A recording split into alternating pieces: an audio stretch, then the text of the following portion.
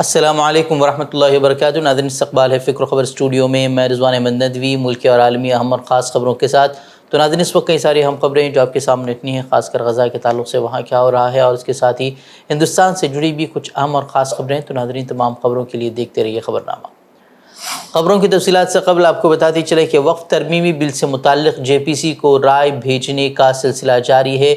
आज और कल सिर्फ 2 दिन बचे हुए हैं। अब तक जिन्होंने राय JPC को नहीं भेजी है वो QR कोड को स्कैन करके अपनी राय भेज सकते हैं। आपको मालूम होना चाहिए कि मुसलमानों की तरफ से मुख्तलिफ़ तंजीमें इस सिलसिले में मुनज़्ज़म काम कर रही हैं, जबकि हिंदुत्व तंजीमें VHP जैसी तंजीमें जो है वो भी बड़े पैमाने पर बिल के हक़ में मुहिम चला रही हैं और बिल की हिमायत में उनकी तरफ से ईमेल भेजे जा रहे हैं। मुसलमानों की तरफ से अब तक 1 करोड़ से ज़ायद ईमेल भेजे जा चुके हैं। महज 2 दिन बाकी रह गए हैं। अब तक जिन्होंने अपनी राय JPC को नहीं भेजी है वो QR कोड स्कैन करके भेज सकते हैं।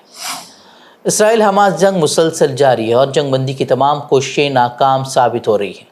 इसराइली फ़ौज रोज़ नए नए फ़लस्तीनी ठिकानों और पनाहगुज़ीन कैंपों को निशाना बना रही है, जिसमें अब तक मासूम बच्चों, ख़वातीन समेत हज़ारों बेगुनाहों की जानें तलफ़ हो चुकी हैं। इस दरमियान वस्ती गज़ा में इसराइली फ़ौज ने अक़वाम मुत्तहिदा के एक स्कूल और 2 घरों में बुध की रात ज़बरदस्त बमबारी की है। इस फ़ज़ाई हमले में 19 ख़वातीन और बच्चों समेत कम से कम 34 लोगों की जानें चली गई हैं। बताया जा रहा है कि हमला इतना शदीद था कि ख़वातीन और बच्चों के आज़ा बिखरे पड़े हैं, जिन्हें समेटना तक मुश्किल है। दूसरी तरफ गज़ा में मगरबी साहिल पर इसराइली फ़ौज ने फ़ज़ाई हमलों के साथ कई शहरों में छापामारी भी की है। इसराइली फ़ौज का कहना है कि वो जंगजुओं को निशाना बना रही है, लेकिन इन हमलों में बेकसूर शहरी और बच्चे और ख़वातीन जो है वो बड़ी तादाद में मारे जा रहे हैं। वहीं गज़ा के जुनूब में रात गए इसराइली फ़ौजी हेलीकॉप्टर भी गुज़िश्ता रोज़ गिर कर तबाह हो गया था, जिसके नतीजे में 2 इसराइली फ़ौजी जहन्नम रसीद हो गए हैं और 7 ज़ख्मी बताए जा रहे हैं, जिनमें से कुछ की हालत तशवीशनाक भी बताई जा रही है।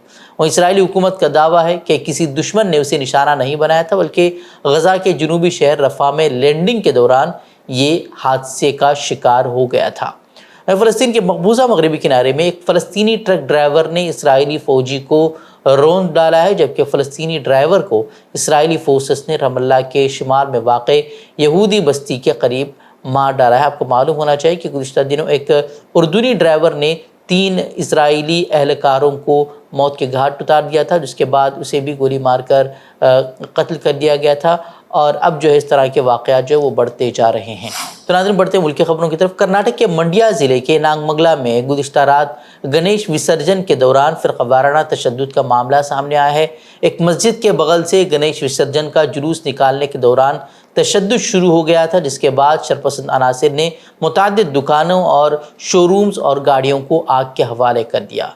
शरपसंदों ने पेंट शॉप्स, बाइक शोरूम्स और कपड़ों की दुकानों समेत मुतअद्दिद इमलाक में आग लगा दी, जिससे वो मुकम्मल तौर पर खाकिस्तर हो गई। सीनियर पुलिस हुक्काम ने बताया कि फ़िलवक्त पूरे इलाके में हालात कशीदा हैं, लेकिन हालात काबू में हैं। पुलिस ने तशद्दुद ज़दा इलाके में दफ़ा 144 नाफिज कर दिया है। उसी के साथ खित्ते में बड़ी तादाद में पुलिस फोर्स को तैनात भी किया गया है। लोगों के इकट्ठे होने पर पाबंदी भी लगा दी गई है। इलाके के SP ने अपने बयान में वाज़ेह किया है कि मस्जिद के सामने काफ़ी देर तक गणेश विसर्जन के जुलूस के खड़े होने की वजह से दोनों बरादरियों के दरमियान झगड़ा हुआ था।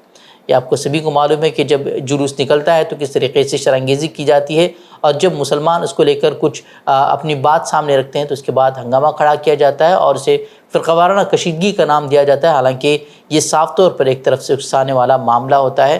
हालात कशीदा बने हुए हैं, लेकिन काबू में बताए जा रहे हैं। आपको मालूम होना चाहिए कि पिछले साल भी जुलूस के दौरान पथराव की वजह से हालात कशीदा वहाँ हो गए थे। बाद पुलिस ने मुनासिब इक़दाम करते हुए हालात को काबू में किया था। अपोजिशन की जानिब से मोदी हुकूमत पर मुल्क के आइनी इदारों को कमज़ोर करने का इल्ज़ाम लगाया जाता रहा है। गुज़िश्ता रोज़ एक ऐसा वाक़या पेश आया है जिसने अब कई सवालात खड़े कर दिए हैं। जी हाँ, वज़ीर-ए-आज़म मोदी, जिन्हें मणिपुर जाने की अब तक फुर्सत नहीं मिली है, 1.5 साल से वहाँ तशद्दुद चल रहा है, लेकिन वहाँ नहीं पहुँचे, लेकिन वो chief justice of India DY Chandrachud के प्राइवेट मकान पर पहुँचे और वहाँ उन्होंने उनकी प्राइवेट पूजा में शिरकत की और उसके बाद उसकी वीडियो भी सोशल मीडिया पर शेयर कर दी। अब इस पर हंगामा बरपा है। अपोजिशन जमातों समेत सुप्रीम कोर्ट के सीनियर वकला ने भी इस पर शदीद एतराज़ ज़ाहिर किया है। सुप्रीम कोर्ट के सीनियर वकील प्रशांत भूषण ने वीडियो ट्वीट कर हैरानी का इजहार करते हुए कहा कि चीफ जस्टिस ने کیسے وزیر اعظم مودی کو ان کی رہائش گاہ پر ایک نجی ملاقات کی اجازت دی اور پھر اس کی تصویر بھی شیئر کر دی۔ انہوں نے کہا کہ یہ صاف طور پر ججوں کے لیے نافذ ضابطے اخلاق کی خلاف ورزی ہے۔ انہوں نے لکھا کہ ججوں کو اپنے عہدے کے وقار کے مطابق ایک حد تک الگ تھلگ رہنے کی مشق کرنی چاہیے۔ سپریم کورٹ کے ایک اور لائر اندرا جے سنگھ نے لکھا کہ چیف جسٹس نے ایگزیکٹو اور عدلیہ کے درمیان اختیارات کی علیحدگی پر سمجھوتا کیا ہے اور اس ایکٹ نے سی جے آئی کی آزادی پر اعتماد کو کمزور کر دیا ہے۔ انہوں نے مطالبہ کیا کہ سپریم کورٹ بار ایسوسی ایشن کو اس کی مذمت کرنی چاہیے۔ اور شیو سینا رہنما سنجے راؤت نے کہا کہ چیف جسٹس آف انڈیا کو اب شیو سینا بنام شیو سینا کا جو کیس چل رہا ہے انہیں اب خود کو اس کیس سے الگ کرنا چاہیے۔ اور نیادیش چیف جسٹس نے اس کیس سے اپنے آپ کو الگ کرنا چاہیے، ناٹ بیفور می کرنا چاہیے، کیونکہ ایک پارٹی ہے پردھان منتری اس مقدمے میں، ان کے ساتھ ان کے رشتے کھلے عام دکھ رہے ہیں۔ ایسے میں کیا چندرچوڑ صاحب ہمیں نیائے دے پائیں گے؟ 3 سال سے تاریخ پر تاریخ ہو رہی ہے، ایک غیر قانونی سرکار چل رہی ہے۔ این سی پی اور شیو سینا جیسی پارٹی کو جس طرح سے توڑا ہے، ان کے سامنے یہ بھی غلط ہے، ہمیں نیائے نہیں مل رہا ہے۔ پردھان منتری خود مہاراشٹر کے غیر قانونی سرکار میں انٹرسٹ لے رہے ہیں بچانے کے لیے، اور نیائے دینے کا ذمہ جس نیادیش جی کے اوپر ہے، ان کے ساتھ ان کا اس پرکار کا جو دوستانہ اور رشتہ ہے، تو مہاراشٹر کے من میں کل ایک شنکا آ گئی۔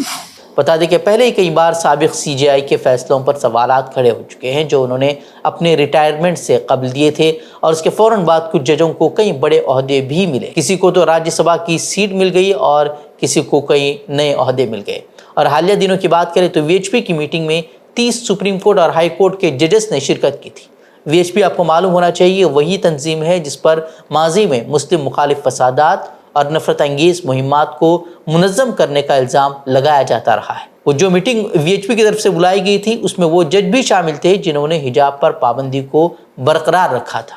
وہیں گزشتہ دنوں ہائی کورٹ کے جج ریٹائرمنٹ لے کر بی جے پی میں بھی شامل ہو چکے ہیں۔ اس کو لے کر بھی ججوں کے پرانے فیصلوں پر سوالات کھڑے کیے جا چکے ہیں، اور اب اس طریقے کا معاملہ سامنے آیا ہے جس کو لے کر اپوزیشن کی طرف سے ہنگامہ کھڑا کیا جا رہا ہے، جبکہ سپریم کورٹ کے سینئر وکلاء تک بھی جو ہے اب اس کے لے کر سوال کھڑے کر رہے ہیں۔ اے ٹی ایس کی خصوصی عدالت نے بدھ کو معروف اسلامی اسکالر مولانا کلیم صدیقی، اسلامی دعویٰ سینٹر کے بانی محمد عمر گوتم اور ان کے بیٹے عبداللہ عمر سمیت 12 افراد کو 2021 کے مبینہ غیر قانونی تبدیل مذہب کے معاملے میں عمر قید کی انتہائی سخت اور غیر متوقع سزا سنائی ہے۔ یو پی غیر قانونی تبدیل مذہب ایکٹ 2021 کے نفاذ کے بعد اس قانون کے تحت دیا گیا یہ پہلا فیصلہ ہے۔ سبھی 16 افراد کو گزشتہ روز ہی قصوروار قرار دیا گیا تھا۔ این آئی اے عدالت کا سخت فیصلہ آنے کے بعد فریق دفاع کے وکلاء نے فیصلے کو ہائی کورٹ میں چیلنج کرنے کا اعلان کیا ہے۔ واضح کہ قصورواروں کی جیل میں گزاری گئی سابقہ مدت سزا میں شامل ہوگی اور سبھی سزائیں ایک ساتھ چلیں گی۔ وکلاء کا کہنا ہے کہ انہیں آرڈر کی کاپی نہیں ملی، کاپی ملنے کے بعد سزا کے تمام نکات پر غور کیا جائے گا اور آگے کی تیاری کی جائے گی۔ اور اس معاملے میں رہائی منچ کے صدر اور سینئر ایڈوکیٹ محمد شعیب نے کہا کہ آئین ہند میں ہمیں اس بات کی آزادی دی گئی ہے کہ ہم کسی بھی مذہب کو مانیں، کسی بھی مذہب کو اپنائیں۔ ایسی صورت میں یو پی کا جو قانون ہے وہ غیر قانونی ہے، اسے سپریم کورٹ کی آئینی بینچ میں چیلنج کیا جانا چاہیے۔ انہوں نے اس پر بھی سوال کھڑے کیے کہ کس طریقے سے خصوصی عدالتیں زیادہ سے زیادہ سزا کے فیصلے دے رہی ہیں، انہیں جو ہے اعلیٰ عدالتوں میں چیلنج کیا جانا چاہیے، اس طرح کی بات انہوں نے کہی۔ ہماچل کے دارالحکومت شملہ کے مضافات سنجولی میں واقع مسجد کے معاملے پر تنازع اب بڑھتا جا رہا ہے۔ کئی روز سے بھگوا تنظیمیں سرگرم ہیں کہ اس مسجد کو منہدم کر دیا جائے، اور اب تک جو ہے مسجد کو منہدم کرنے کے ارادے سے سنجولی میں مسجد کے قریب شرپسند جماعت ہے اور حکومت پر دباؤ بنانے کی کوشش کر رہے ہیں کہ وہ اس مسجد کو گرا دے۔ اس وقت جو شملہ کی جو صورتحال وہ نظر آ رہی ہے وہ 1992 کے ایودھیا سے مختلف نہیں ہے۔ واضح کہ اس وقت ہماچل میں کانگریس پارٹی کی حکومت ہے، اس کے باوجود اس طریقے کے حالات وہاں بنے ہوئے۔ سنجولی کے حالات بدھ کو اس وقت مزید کشیدہ ہو گئے جب مسجد کی تعمیر کے خلاف احتجاج کرنے والے بھگوا کارکنوں نے شہر میں توڑ پھوڑ شروع کر دی۔ نظم و نسق برقرار رکھنے کے لیے پورا سنجولی علاقہ جو ہے وہ اب پولیس چھاؤنی میں تبدیل ہو چکا ہے، جبکہ مسجد کے مقام کو پوری طرح سیل کر دیا گیا ہے۔ واضح کہ شملہ کی سنجولی مسجد کے تعلق سے ہندوتو تنظیموں کا الزام ہے کہ اسے غیر قانونی طور پر تعمیر کیا گیا ہے۔ وہ چاہتے ہیں کہ اس مسجد کو جلد از جلد منہدم کر دیا جائے۔ ادھر مرکزی وزیر گریراج سنگھ نے بھی مسجد کے تنازع پر متنازع بیان دے کر ایک بار پھر اس معاملے کو طول دیتے ہوئے لوگوں کو اکسانے کی کوشش کی ہے۔ انہوں نے کہا کہ یہ ایک غیر قانونی مسجد ہے اور اسے گرا دیا جانا چاہیے۔ ملک میں موجود تمام غیر قانونی مساجد اور مدارس کو بھی گرایا جانا چاہیے۔ اس طرح کی بات ان کی طرف سے سامنے آ رہی ہے۔ اتراکھنڈ کے ہلدوانی میں 4000 سے زائد آبادی پر بلڈوزر چلانے کے اتراکھنڈ ہائی کورٹ کے حکم پر سپریم کورٹ نے روک لگا دی ہے، اور اس سلسلے میں سپریم کورٹ نے اتراکھنڈ حکومت سے متاثرین کی بازآباد کاری کا جامع منصوبہ طلب کیا ہے۔ عدالت عظمیٰ نے حکومت کو 2 ماہ کا وقت دیا ہے۔ جسٹس سوریہ کانت کی سربراہی والی بینچ نے یہ حکم سنایا ہے۔ سماعت کے دوران اتراکھنڈ حکومت کی طرف سے پیش ہونے والے وکیل بلبیر سنگھ نے کہا کہ عدالت کی ہدایت پر ہم نے کچھ اقدامات کیے ہیں اور مشترکہ میٹنگیں بھی کی ہیں۔ متاثرہ خاندانوں کی شناخت کے لیے ٹیم تشکیل دے دی گئی ہے۔ انہوں نے کہا کہ ریلوے بحالی کے لیے زمین تلاش کر رہا ہے اور سروے کا کام جاری ہے۔ اس پورے عمل کو مکمل کرنے میں 2 ماہ لگیں گے، جس کے بعد عدالت نے 2 ماہ کے اندر بحالی سے متعلق ٹھوس پلان پیش کرنے کی ہدایت دی ہے۔ جموں کشمیر میں اسمبلی انتخابات 3 مراحل میں ہونے ہیں۔ اس سے متعلق تیاریاں بھی زور و شور سے چل رہی ہیں۔ درمیان ووٹنگ میں عوام کی شراکت داری بڑھانے کے لیے الیکشن کمیشن نے انتظامیہ اور سیکیورٹی افسران کو سخت ہدایات جاری کی۔ الیکشن کمیشن کا کہنا ہے کہ لیڈران اور کارکنان کو بے وجہ احتیاطاً حراست میں نہ لیا جائے، سیکیورٹی اسباب کا حوالہ دے کر پولنگ مراکز یعنی کہ بوتھ کو نہ بدلا جائے، 2 بوتھ کو ملا کر ایک بھی نہ کیا جائے، اور آخری وقت میں یا اچانک ریلیوں کو رد نہ کیا جائے۔ وزرائے کے سابق وزراء اور PDP چیف محبوبہ مفتی نے اس معاملے کو اٹھایا تھا۔ گزشتہ انتخابات میں ووٹنگ سے پہلے سیاسی پارٹیوں کے لیڈران و کارکنان کو احتیاطاً حراست میں لیا گیا تھا، اور اس کو لے کر محبوبہ مفتی نے جو اعتراض ظاہر کیا تھا اور کہا تھا کہ اس طریقے کی کارروائیاں نہیں ہونی چاہیے۔ جموں کشمیر اسمبلی انتخابات کے پیش نظر سبھی پارٹیوں کی سرگرمیاں جو ہے وہ تیز ہو چکے ہیں۔ کانگریس صدر ملکارجن کھڑگے نے مرکز کی زیر انتظام اس خطے کا دورہ کیا اور مختلف تقاریب میں شرکت کی۔ اننت ناگ میں منعقد ایک انتخابی ریلی سے خطاب کرتے ہوئے انہوں نے کہا کہ اگر لوک سبھا انتخاب میں ہم یعنی کہ انڈیا اتحاد 20 سیٹیں مزید جیت جاتے تو 400 پار کا نعرہ لگانے والے جیل میں ہوتے۔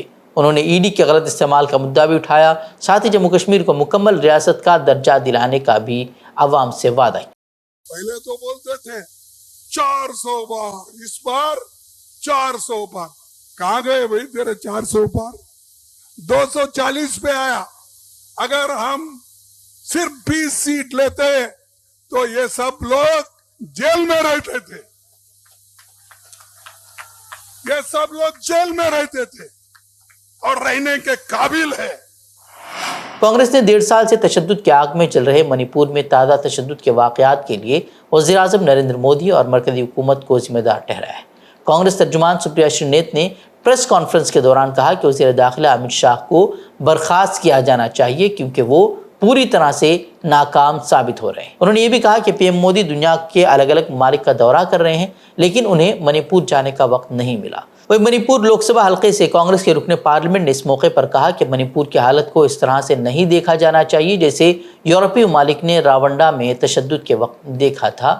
انہوں نے مودی حکومت پر تنقید کی اور معاملے کو انہوں نے جلد از جلد حل کرنے کا مطالبہ کیا۔ تو ناظرین خبریں مزید خبروں کے لیے آپ ہماری ویب سائٹ www.fikrokhabar.com طرف کر سکتے ہیں۔ ویڈیوز کے لیے ہمارے YouTube چینل کو سبسکرائب کریں۔ تو ناظرین السلام علیکم ورحمۃ اللہ وبرکاتہ۔